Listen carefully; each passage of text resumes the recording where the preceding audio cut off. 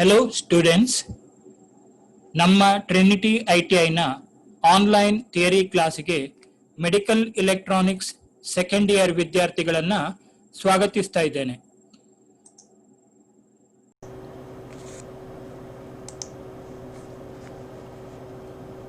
Hello students, ಹಿಂದಿನ theory ಕ್ಲಾಸ್ನಲ್ಲಿ ನಾವು ಆಪ್ಟಿಕಲ್ ಫೈಬರ್ ಕೇಬಲ್ನ ಬಗ್ಗೆ ಸ್ವಲ್ಪ ತಿಳ್ಕೊಂಡಾಗಿದೆ. ಅದನ್ನು ರಿಫ್ರೆಶ್ ಮಾಡೋದಾದರೆ, ಆಪ್ಟಿಕಲ್ ಫೈಬರ್ ಕೇಬಲನ್ನು ಸಿಗ್ನಲ್ಗಳನ್ನು ಲಾಂಗ್ ಡಿಸ್ಟೆನ್ಸ್ ಟ್ರಾನ್ಸ್ಮಿಟ್ ಮಾಡಲಿಕ್ಕೆ ಯೂಸ್ ಮಾಡ್ತಾರೆ.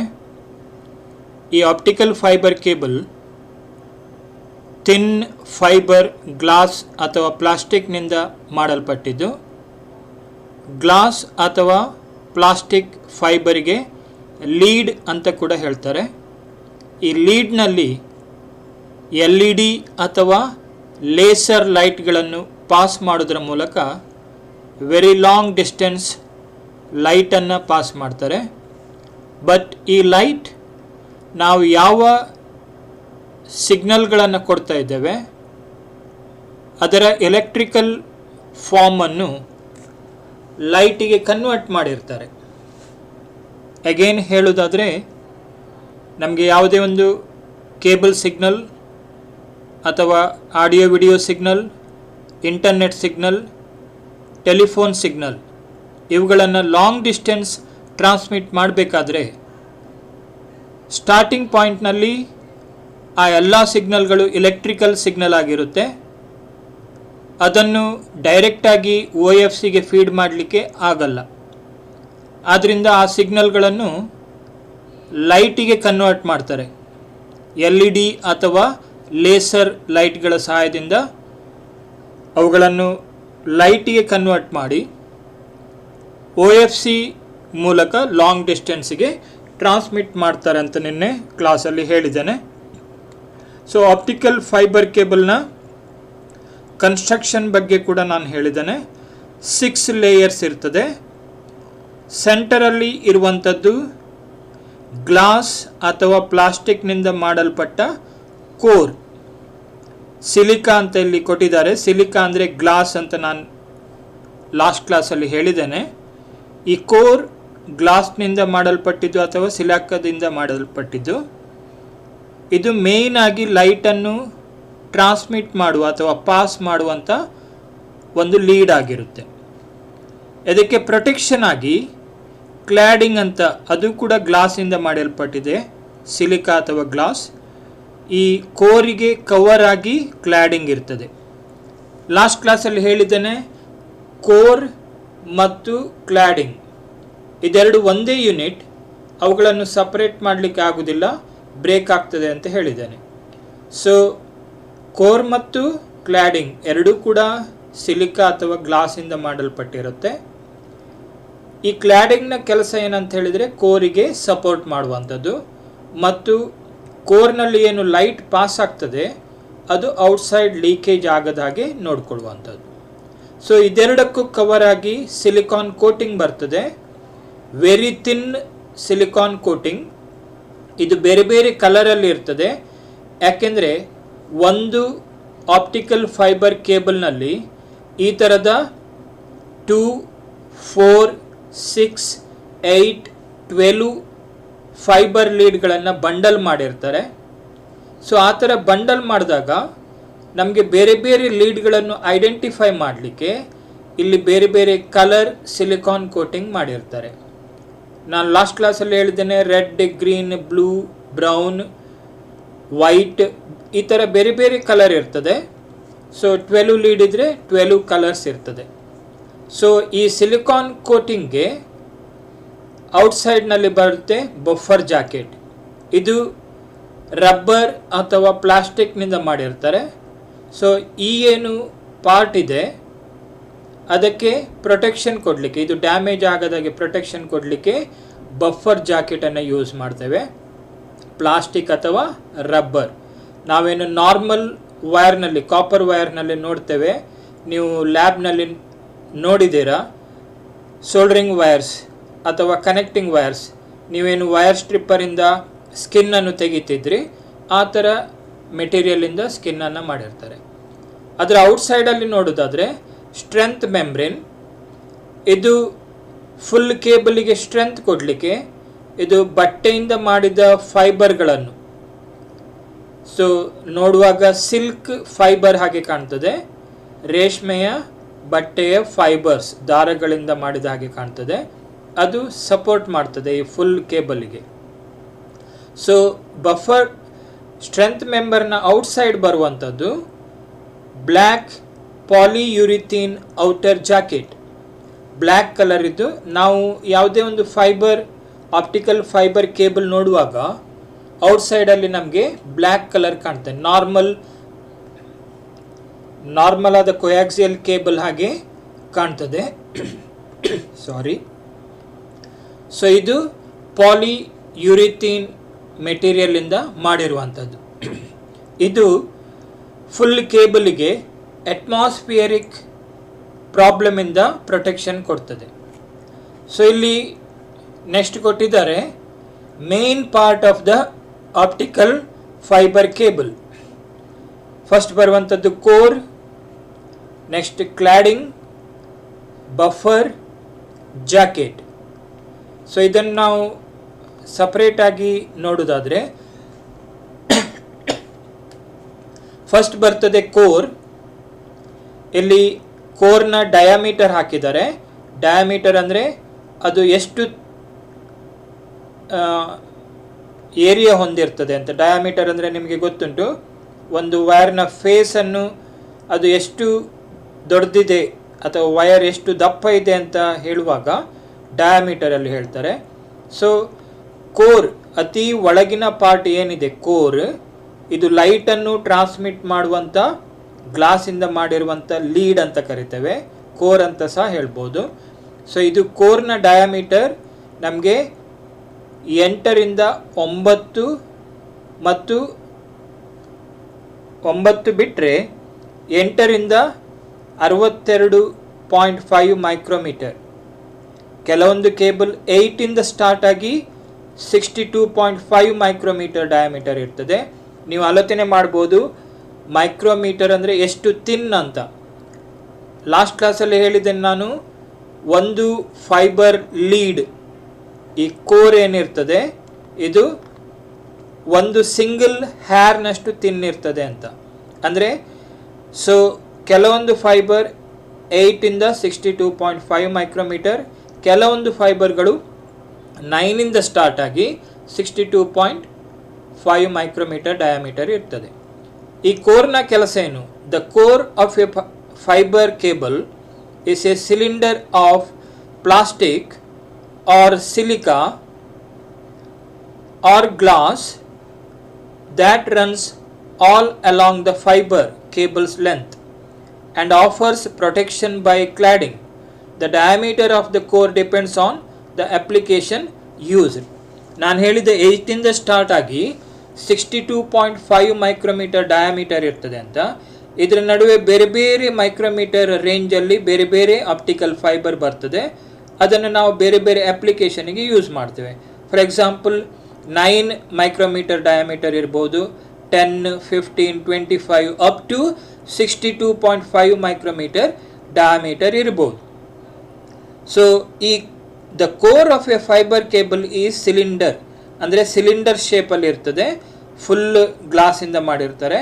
So plastic or silica or glass or silica same, ಅಥವಾ ಪ್ಲಾಸ್ಟಿಕ್ಕಿಂದ ಮಾಡಿರ್ಬೋದು. That runs all along the fibre cables length, ಅಂದರೆ ಆಪ್ಟಿಕಲ್ ಫೈಬರ್ ಕೇಬಲ್ ಎಷ್ಟು ಉದ್ದ ಇದೆಯಾ, ಎಷ್ಟು ಲೆಂತ್ ಇದೆಯಾ, ಅದರ ಸೆಂಟರ್ ಪಾರ್ಟ್ ಅಥವಾ ಇನ್ಸೈಡ್ ಸೆಂಟರ್ ಪಾರ್ಟಲ್ಲಿ ಕೇಬಲ್ನಷ್ಟೇ ಉದ್ದ ಈ ಕೋರ್ ಇರ್ತದೆ, ಗ್ಲಾಸಿಂದ ಮಾಡಿದ ಕೋರ್. ಈ ಕೋರನ್ನು ಪ್ರೊಟೆಕ್ಷನ್ ಆಗಿ ಹೊರಗೆ ಏನು ಬರ್ತದೆ? ಕ್ಲಾಡಿಂಗ್. ಸೊ ಕೋರ್ ಏನು ಮಾಡಿದರೆ ಗ್ಲಾಸ್ ಅಥವಾ ಪ್ಲಾಸ್ಟಿಕ್ ಆರ್ ಸಿಲಿಕಾ, ಅದರಿಂದಲೇ ಕ್ಲಾಡಿಂಗ್ ಮಾಡಿರ್ತಾರೆ. ಆದರೆ ಕೋರ್ ಸ್ವಲ್ಪ ಕ್ಲಿಯರ್ ಇರ್ತದೆ, ಕ್ಲಾಡಿಂಗ್ ಅಷ್ಟು ಕ್ಲಿಯರ್ ಇರೋದಿಲ್ಲ.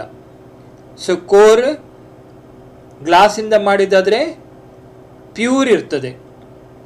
ಸೊ ಅದನ್ನೇ ನಾನು ಹೇಳಿರುವಂಥದ್ದು ಸೊ ಪ್ಯೂರ್ ಇರುವ ಗ್ಲಾಸ್, ಆದರೆ ಕ್ಲಾಡಿಂಗ್ ಅಷ್ಟು ಪ್ಯೂರ್ ಇರುವುದಿಲ್ಲ. ಈ ಕೋರಿಗೆ ಸರೌಂಡ್ ಆಗಿ ಕ್ಲಾಡಿಂಗ್ ಬರ್ತದೆ. ಸೊ ಇಲ್ಲಿ ಪುನಃ ತೋರಿಸ್ತಾ ಇದ್ದೇನೆ. ಕೋರ್ ಇದು ಪ್ಯೂರ್ ಗ್ಲಾಸಿಂದ ಮಾಡಿರ್ತಾರೆ, ಕ್ಲಿಯರ್. ನೆಕ್ಸ್ಟ್ ಪಾರ್ಟ್ ಬರುವಂಥದ್ದು ಕ್ಲಾಡಿಂಗ್. ಇಲ್ಲಿ ನೋಡ್ಬೋದು ನೀವು, ಸೆಂಟ್ರಲ್ ಕೋರಿಗೆ ಪ್ರೊಟೆಕ್ಷನ್ ಆಗಿ ಕೋರ್ನ ಔಟ್ಸೈಡಲ್ಲಿ ಸರೌಂಡ್ ಆಗಿ ಬರ್ತದೆ ಕ್ಲಾಡಿಂಗ್. ಇದು ಕೂಡ ಗ್ಲಾಸ್ ಅಥವಾ ಸಿಲಿಕಾದಿಂದ ಮಾಡಿರುವಂಥದ್ದು. ಇದರ ಡಯಾಮೀಟರ್ 125 ಮೈಕ್ರೋಮೀಟರ್ ಇರ್ತದೆ. ಕ್ಲಾಡಿಂಗ್ ಯಾಕೆ ಯೂಸ್ ಮಾಡ್ತಾರೆ? Cladding is an outer optical material that protects the core. ಕೋರಿಗೆ ಪ್ರೊಟೆಕ್ಷನ್ ಕೊಡಲಿಕ್ಕೆ ಕ್ಲಾಡಿಂಗನ್ನು ಯೂಸ್ ಮಾಡ್ತಾರೆ. ಅಲ್ಲದೆ the main function of the cladding is that it reflects the light back in to the core. ನಾನು ನಿನ್ನೆ ಹೇಳಿದ್ದೇನೆ, ಈ ಕೋರ್ನ ಮೂಲಕ ಮೇನ್ ಲೈಟನ್ನು ಪಾಸ್ ಮಾಡ್ತಾರೆ. ಇದು ಗ್ಲಾಸಿಂದ ಮಾಡಿರೋದ್ರಿಂದ ಆ ಏನು ಲೈಟ್ ಇದೆ ಗ್ಲಾಸ್ನ ಹೊರಬದಿಗೆ ಬರ್ತದೆ, ಲೀಕೇಜ್ ಆಗ್ತದೆ. ಸೊ ಅದು ಲೀಕೇಜ್ ಆಗಿ ಔಟ್ಸೈಡ್ ಹೋದರೆ ಇಲ್ಲಿರುವಂಥ ಲೈಟ್ ಸ್ಟ್ರೆಂತ್ ಕಡಿಮೆ ಆಗ್ತದೆ. ಅದರಿಂದಾಗಿ ನಾವು ಪಾಸ್ ಮಾಡಿದ ಸಿಗ್ನಲ್ ಸ್ಟ್ರೆಂತ್ ಕೂಡ ಕಡಿಮೆ ಆಗ್ತದೆ. ಹಾಗಾದರೆ ಏನು ಮಾಡಬೇಕು? ಈ ಗ್ಲಾಸಿಂದ ಲೈಟ್ ಪಾಸ್ ಆಗುವಾಗ ಏನು ಔಟ್ಸೈಡ್ ಹೋಗ್ತದೆ, ಲೈಟ್ ಲೀಕೇಜ್ ಆಗ್ತದೆ, ಅದನ್ನು ರಿಟರ್ನ್ ಕೋರಿಗೆ ಪಾಸ್ ಮಾಡಬೇಕು. ಸೊ ಹಾಗೆ ಮಾಡಲಿಕ್ಕೆ ಕ್ಲಾಡಿಂಗನ್ನು ಯೂಸ್ ಮಾಡ್ತೇವೆ. ಇಲ್ಲಿ ನೋಡ್ಬೋದು ನೀವು ಈ ಪಾಯಿಂಟಲ್ಲಿ. ಸೊ ಕೋರಿಂದ ಏನು ಲೈಟ್ ಹೊರಗೆ ಬರ್ತದೆ ಅದನ್ನು ಕ್ಲಾಡಿಂಗ್ ರಿಫ್ಲೆಕ್ಟ್ ಮಾಡ್ತದೆ. ರಿಫ್ಲೆಕ್ಷನ್ ಅಂದರೆ ನಿಮಗೆ ಗೊತ್ತಿದೆ, ನಾವೊಂದು ಮಿರರಿಗೆ ಟಾರ್ಚ್ ಲೈಟನ್ನು ಅಥವಾ ಯಾವುದೇ ಒಂದು ಲೈಟನ್ನು ಫೋಕಸ್ ಮಾಡಿದರೆ ಆ ಮಿರರ್ ಲೈಟನ್ನು ರಿಫ್ಲೆಕ್ಟ್ ಮಾಡ್ತದೆ. ಅದೇ ರೀತಿಯಲ್ಲಿ ಇಲ್ಲಿ ಕ್ಲಾಡಿಂಗ್ ಮಿರರ್ ರೀತಿಯಲ್ಲಿ ಕೆಲಸ ಮಾಡ್ತದೆ.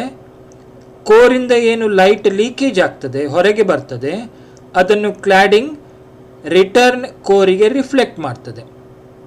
ಅದರಿಂದಾಗಿ ಕೋರಿಂದ ಲೈಟ್ ಲೀಕೇಜ್ ಆಗಲ್ಲ, ಸಿಗ್ನಲ್ ಸ್ಟ್ರೆಂತ್ ನಾರ್ಮಲ್ ಆಗಿರ್ತದೆ, ಲಾಸ್ ಕಂಡು ಬರುವುದಿಲ್ಲ. ಅದನ್ನೇ ಇಲ್ಲಿ ಕೊಟ್ಟಿದ್ದಾರೆ. The main function of the cladding is that it reflects the light back in to the core. ಅಂದರೆ ಕೋರಿಂದ ಹೊರ ಬಂದದ್ದನ್ನು ಕೋರಿಗೆ ಬ್ಯಾಕ್ ರಿಫ್ಲೆಕ್ಟ್ ಮಾಡುವಂಥದ್ದು. When a light enters through the core dense material into the cladding less dense material, it changes its angle and then reflects back to the core. ಅಂದರೆ ನಾವು ಮಿರರಿಗೆ ಒಂದು ಲೈಟನ್ನು ಫೋಕಸ್ ಮಾಡಿದರೆ, ಮಿರರಿಗೆ 90 ಡಿಗ್ರಿಯಲ್ಲಿ ಲೈಟ್ ಫೋಕಸ್ ಮಾಡಿದರೆ reflected light ಕೂಡ 90 ಡಿಗ್ರಿಯಲ್ಲೇ return ಬರ್ತದೆ.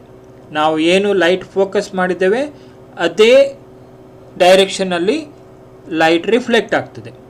ಆದರೆ ನಾವು ಮಿರರಿಗೆ ಡಿಫ್ರೆಂಟ್ ಆ್ಯಂಗಲಲ್ಲಿ ಲೈಟನ್ನು ಫೋಕಸ್ ಮಾಡಿದರೆ, 90 ಡಿಗ್ರಿ ಅಲ್ಲ, ಡಿಫ್ರೆಂಟ್ ಆ್ಯಂಗಲಲ್ಲಿ ಫೋಕಸ್ ಮಾಡಿದರೆ ಆವಾಗ ಲೈಟ್ ಇನ್ನೊಂದು ಡೈರೆಕ್ಷನಲ್ಲಿ ಹೋಗ್ತದೆ. ಸೊ ಅದನ್ನೇ ಇಲ್ಲಿ ಕೊಟ್ಟಿರುವಂಥದ್ದು. ಸೊ ಈ ಕೋರಿಂದ ಏನು ಲೈಟ್ ಲೀಕೇಜ್ ಆಗ್ತದೆ, ಲೈಟ್ ರೇಸ್, ಅದು ಕ್ಲಾಡಿಂಗಿಗೆ ಬರ್ತದೆ. ಕ್ಲಾಡಿಂಗ್ ನಾನಾಗಲೇ ಹೇಳಿದೆ ಕೋರ್ನಷ್ಟು ಪ್ಯೂರ್ ಇರುವುದಿಲ್ಲ ಇದು ಗ್ಲಾಸ್.